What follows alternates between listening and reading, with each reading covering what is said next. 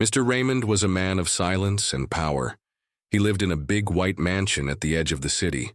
Everyone in town knew his name. He was rich, very rich, but he was also cold. He didn't smile, he didn't joke, he was all business. But even a man like Raymond had one soft corner, his 10-year-old niece Eliza. Eliza had lost her parents in a terrible car accident when she was just 6. Since then, she had not spoken a single word. Not one. She didn't smile. She didn't cry. She just sat in her chair near the window, holding a small broken doll in her hand. Her legs were weak. She couldn't walk properly. Raymond had tried everything. The best doctors, the best therapists, the best tutors. But all had failed. Eliza stayed the same. Quiet, still, and broken. Now, he was desperate.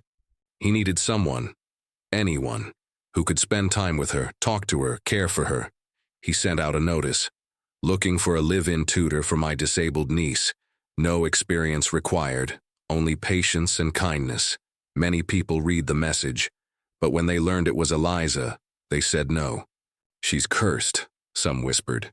That house is not normal, others said. No one comes back happy from there. Then came Maya. Maya was not rich. She didn't wear fine clothes or carry a degree. She lived in a small room in the village, working as a part-time tutor for young children. She didn't have fancy certificates. What she had was heart, and a smile that made even crying kids feel safe. She came to the mansion one rainy morning, holding her worn-out bag and umbrella.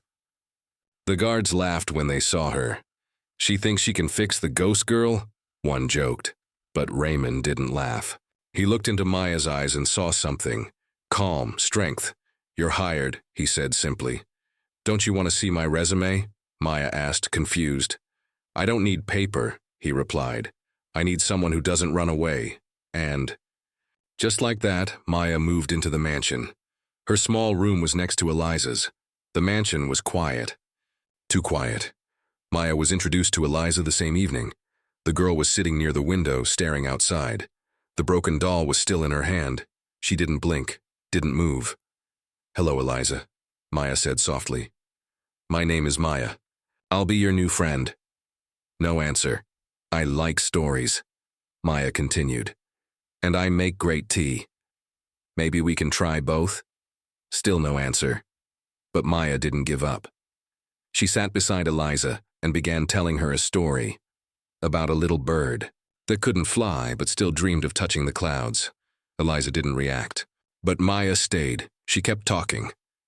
All evening, that night, Mr. Raymond called Maya into the drawing room. "I'll be gone for a few weeks," he said, packing his bag. "Important business overseas." "I understand," Maya nodded. Raymond looked serious. "This house, it's old. If anything strange happens, anything at all, you call me. Immediately, do you understand?" "Yes, sir." He handed her a card with his private number. "Day or night, no matter what." Maya nodded again, though she found the warning strange. Early the next morning, Raymond left in his black car, disappearing into the foggy road beyond the mansion. And so, Maya was alone. With Eliza, the days passed slowly. Maya read stories to Eliza every morning, made her tea in the afternoon, and helped her draw with colored pencils in the evening. Eliza never spoke, but she listened. Maya could feel it. The girl's eyes followed her now. Her fingers twitched when Maya said something funny. It was slow, but it was something. Then came the first night that changed everything. It was just past midnight. Maya was about to sleep when she heard something.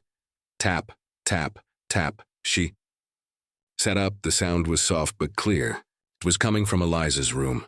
Maya got out of bed and walked slowly down the hallway. The mansion creaked under her feet. The paintings on the walls seemed to watch her as she moved. She opened Eliza's door gently. Eliza was sitting in her chair, awake, staring at the window. But it wasn't open. "Did you hear that too?" Maya whispered. Eliza didn't answer. Suddenly, Maya noticed something strange. The broken doll that Eliza always held was now on the floor, across the room. Eliza couldn't walk properly. How did it get there? Maya picked it up, her hand slightly shaking, and gave it back to Eliza. The girl took it, and for the first time, her lips moved, but no sound came out, just a whisper, like a breath. Maya leaned closer and heard it. "He's watching."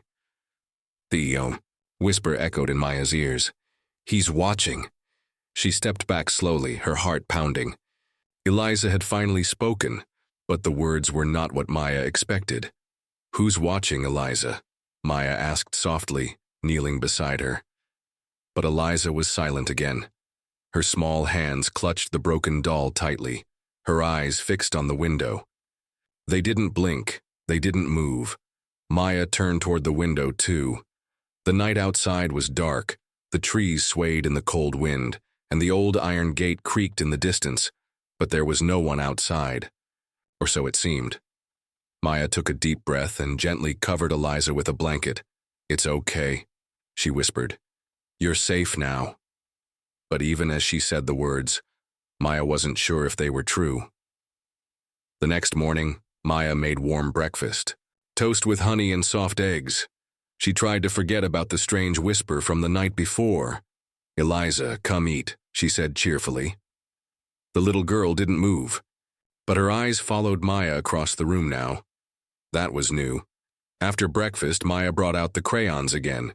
She smiled and said, "Want to draw something today?" Eliza picked up a blue crayon and began to move it slowly across the paper. Maya smiled wider. Progress. Maybe the whisper had just been a dream. Maybe she was overthinking. But when she looked down at what Eliza had drawn, her smile faded. It wasn't a flower. It wasn't a tree. It was a man. A tall man with no face. He was standing behind a little girl sitting in a chair. The little girl looked just like Eliza, and the chair looked just like the one by the window. "Eliza, who is this?" Maya asked quietly. The child didn't speak. She just looked up and pointed at the drawing, then pointed behind Maya. Maya froze. She turned around instantly. Nothing. There was no one there. Just an empty hallway. Later that day, Maya explored the house more carefully. It was an old mansion. Many doors, some locked, some dusty. She found an attic door at the end of the third-floor hallway. She reached for the handle, but the door didn't budge. It was sealed shut. Next to it was a small shelf with old books. Maya picked one. The cover was thick with dust and the title was nearly unreadable, but inside were pages of handwritten notes. At the bottom of one page, she read something that made her skin crawl. "The child speaks only to warn. When the doll falls, he is near. Don't ignore the taps, don't go to the attic at night." Maya dropped the book. Was this some kind of old story, or was someone warning her? That night, Maya couldn't sleep. She lay in bed with the lamp on, eyes fixed on the door. Tap. Dimmed up, she sat up quickly. It was coming again, from Eliza's room. This time, Maya ran to the door. "Eliza." The door creaked open. Eliza was sitting in the chair again, holding her doll. But her head was turned, looking directly at the painting on the wall. Maya stepped inside. "Eliza, what is it?" The girl slowly raised her hand and pointed at the painting. It was a large, dusty portrait of an old man, maybe from 100 years ago. His face was cold, with deep eyes and a long gray coat. "Eliza?" Maya whispered. Then the doll fell again, right onto the floor, just like the night before. Maya walked over and picked it up carefully. Suddenly, bang!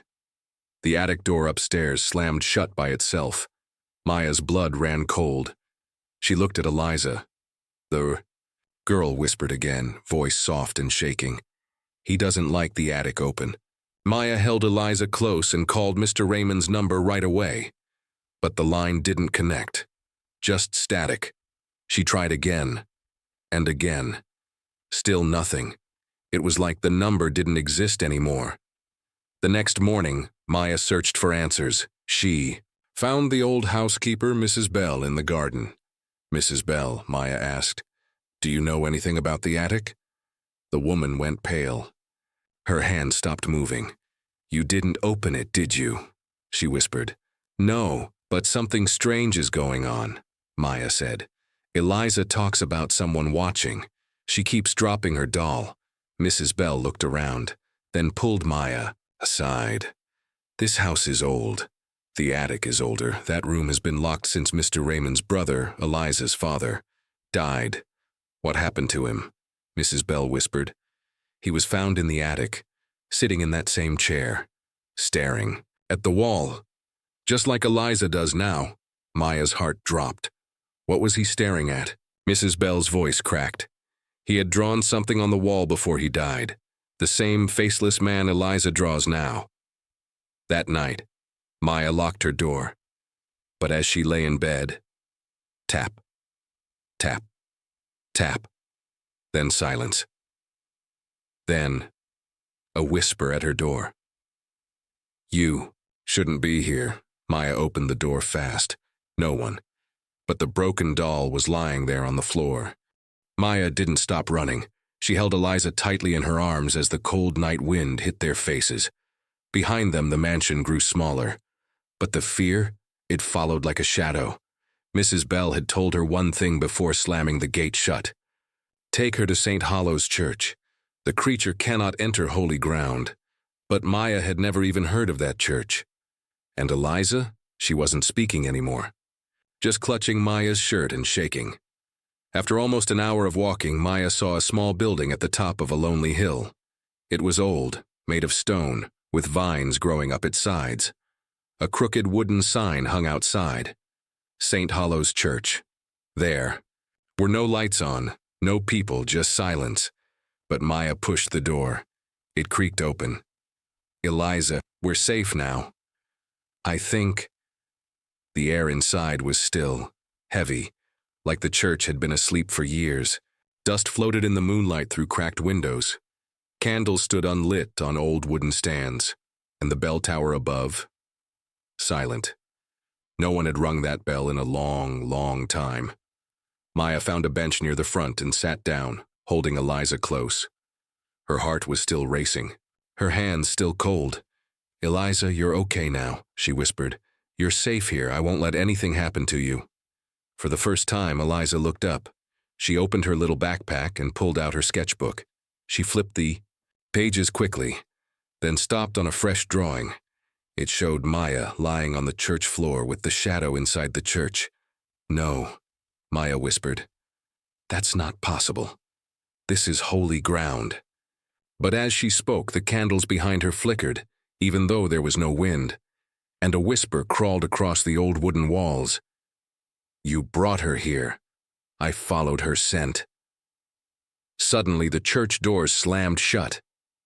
Maya jumped to her feet. Eliza screamed, No, you can't be here.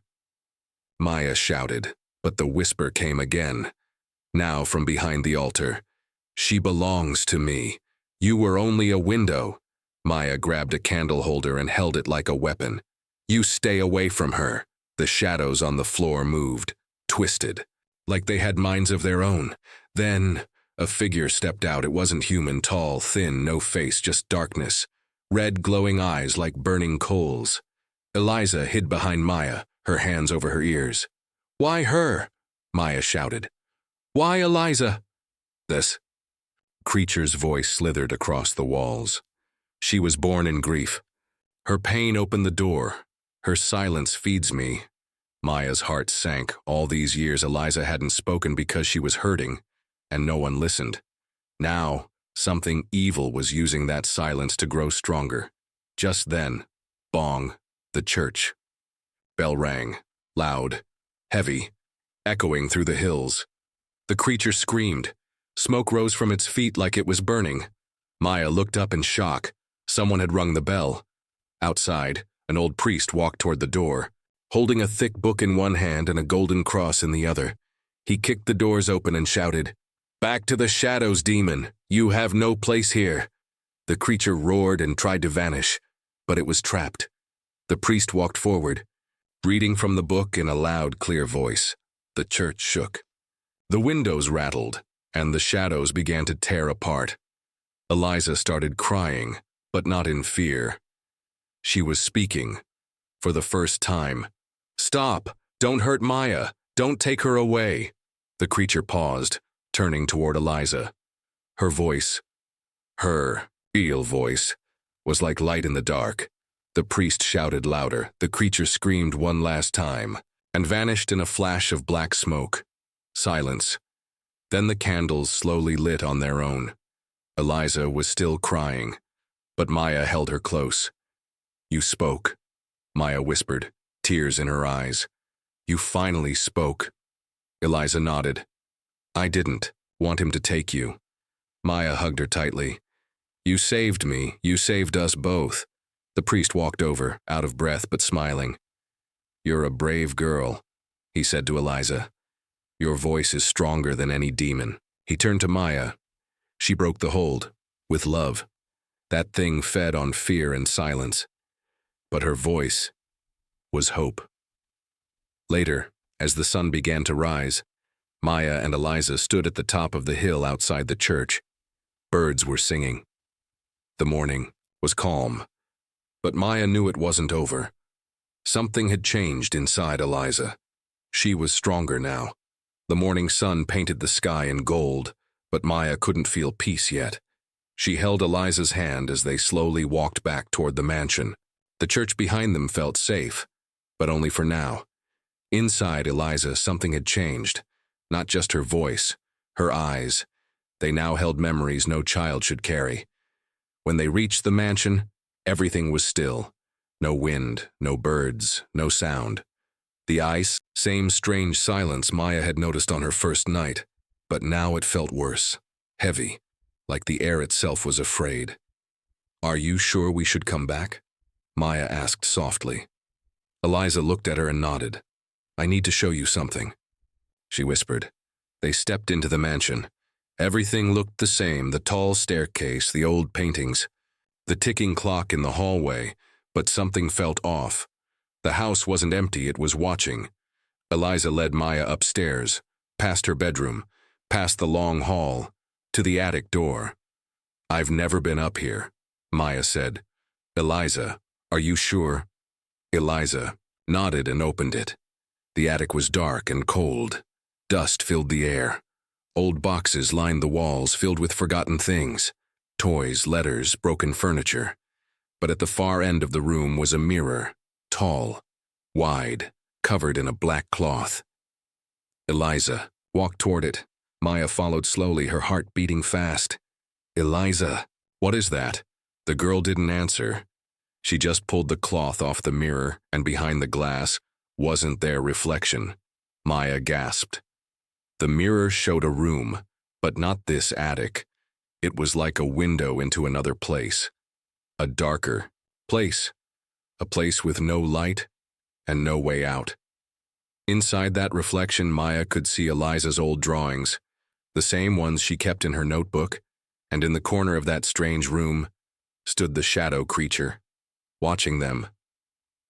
Maya stepped back, her voice shaking. What is this? Eliza whispered. This is where it lives. It came through this mirror. Maya stared in horror. The mirror wasn't broken. It wasn't just showing things, it was a door.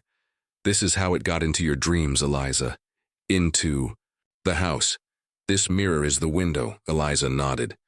And it never closes. Suddenly, the creature in the mirror moved. It didn't step forward, didn't speak. It simply smiled.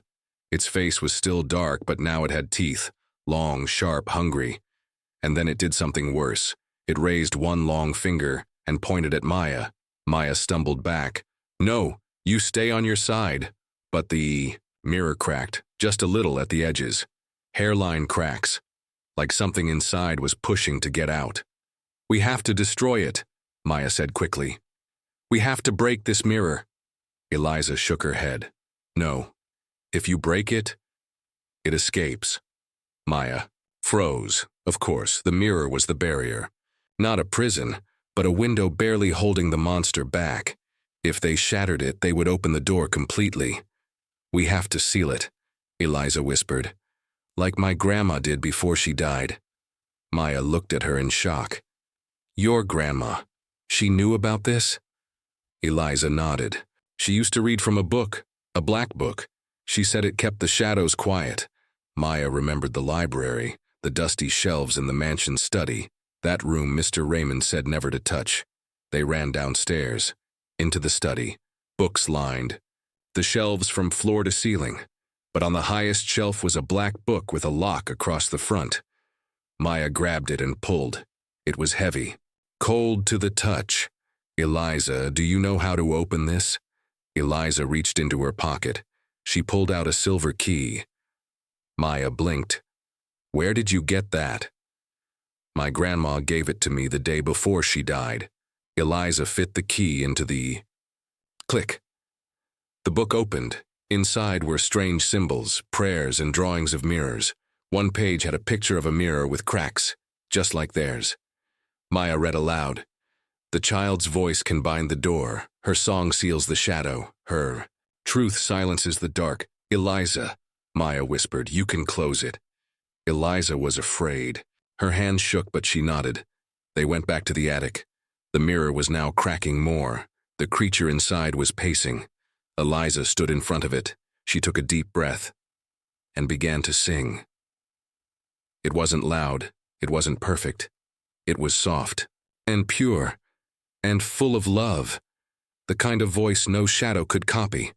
The mirror shook. The cracks glowed with light. The creature screamed inside the glass. Its body began to tear. Its mouth opened wide, but no sound came. Eliza kept singing. Tears rolled down her cheeks. Maya held her hand. The mirror pulsed one last time, and then went still. The glass cleared. Now it only showed their reflection. The cracks were gone. The door was sealed. Eliza fell to her knees, exhausted. Maya held her close. "You did it. You really did it." Eliza looked up. "I'm not afraid anymore." But just then, the phone rang downstairs. Maya picked it up. It was Mr. Raymond. "I'm back in town," he said in a calm voice. "I'll be home tonight." Then silence. He added one more line before hanging up. "Tell Eliza to be ready. Her mother is coming back." Maya's face went pale. But her mother died. Night had fallen. The house stood still under the stars, but Maya's heart was racing. Mr. Raymond's last words kept echoing in her ears. "Tell Eliza to be ready. Her mother is coming back." But that wasn't possible. Eliza's mother had died years ago. In this very house, Maya sat on the edge of Eliza's bed, brushing her soft hair. "Eliza," she said gently, "your uncle called.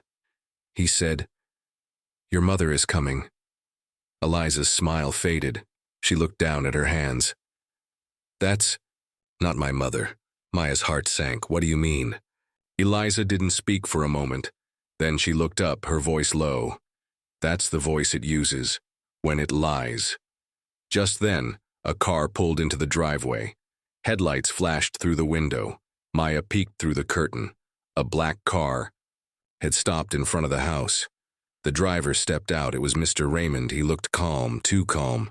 Behind him, the back door of the car opened, and a woman stepped out. She looked exactly like Eliza's mother. Same long black hair, same green eyes, same soft smile. But something was wrong. She wasn't blinking. She wasn't breathing. She was just smiling. Mr. Raymond knocked on the door. Maya didn't move. He knocked again, louder this time. "Eliza!" "Maya, open up. We've come home." Eliza grabbed Maya's hand, her eyes wide with fear. "That's not him. That's not her." Maya nodded. She believed her. Whatever was outside that door, it wasn't family. It was something else. Wearing human skin. Suddenly all the lights in the house went out. The mansion turned black. Only moonlight lit the hallways now. Maya grabbed the black book from the study. The one with the old spells and symbols. "Eliza, stay behind me," she whispered. They moved slowly down the stairs, step by step. Then the front door creaked open. Mr. Raymond and the woman entered, their faces smiling too wide, too still. "Eliza," the woman said, her voice echoing strangely. "Don't be afraid, I'm your mother. Come here, baby." Maya stepped in front of Eliza. "You're not her," she said firmly. The woman's face twitched, just for a moment. Then it smiled again. Poor Maya, Mr. Raymond said. So kind, so loyal. But this house doesn't belong to you. Maya opened the black book. The pages flipped on their own. Wind rushed through the room, even though the windows were shut. Eliza stepped forward. "She's not my mother," she said clearly. "She died saving me from you." The woman's eyes turned black. Her mouth opened wide and a deep growling voice came out. "Child of the blood. You cannot stop me now." Maya found the right page. She held the book high and began reading. "Shadow be silent, mirror be still. What was broken? Now bend to our will." The floor shook. The windows cracked. The woman screamed, her body beginning to change. Her hair turned into smoke, her arms stretched like shadows. "Eliza, now!" Maya shouted. Eliza raised her hands and began to sing. It was the same song from before, the one that sealed the mirror. The sound pushed through the dark like sunlight. The creature's body began to tear apart. Mr. Raymond collapsed to the ground, his eyes rolling back. The woman screamed again. But now the scream was not human. It was pure rage. She ran toward Eliza. But the girl didn't stop singing. Light burst from the mirror upstairs, filling the whole house. The creature reached Eliza, but vanished inches before touching her. Gone. Forever. Silence fell. The lights came back on. The mirror in the attic had turned to dust. Mr. Raymond slowly woke up on the floor. He looked around, confused. What? What happened? Maya helped him sit up. "You were possessed by whatever came through that mirror." He nodded slowly. Tears filled his eyes. "I remember now. It came the day her mother died. It promised to bring her back." He looked at Eliza. "I'm so sorry." Eliza smiled. For the first time, it reached her eyes. Weeks later, the house was sold. Mr. Raymond took Eliza to a safer place. And Maya was no longer a poor tutor. She was now Eliza's legal guardian and director of a special home for children like her, children with scars no one else could see. But Maya had learned something important. Sometimes the deepest pain hides behind the quietest smile, and sometimes love alone is strong enough to silence any shadow. Months passed since the mirror shattered, and the dark presence vanished.